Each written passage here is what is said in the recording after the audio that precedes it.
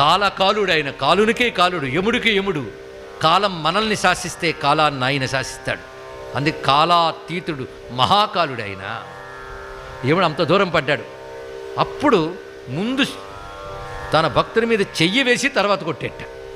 ఎంత కారుణ్యం అండి! అంటే ముందు భక్తుడిని చేరదీయడంలోనే ఆయన చూపిస్తున్నాడు. అవతల వాడిని శిక్షించడం ఆయన ముఖ్యం కాదు, తన వాడిని రక్షించడం ఆయనకు ముఖ్యం. ఇక్కడ ఆ చేరదీశాడు ఆ ప్రేమగా. తర్వాత కూర్చున్నాడు, అమ్మవారు పక్క కూర్చున్నారు. ఆ పిల్లవాడిని ఎత్తి ఒళ్ళో పెట్టుకుని తల నిమిరి 7 కల్పాల ఆయువు నీకు ఇచ్చాను పో అన్నాడు. ఇక్కడ 7 కల్పాలు, సంవత్సరాలు కాదు, కల్పాలు. కల్పం అంటే ఎవరికైనా ఐడియా ఉండొచ్చు. యుగాలు తెలుసు కదా, 4: కృతత్రేత, ద్వాపర, కలియుగములు. ఈ 4 కలిపితే ఒక మహాయుగం. ఇలాంటి మహాయుగాలు 71 అయితే ఒక మన్వంతరం. అలాంటి మన్వంతరాలు 14 అయితే ఒక కల్పం.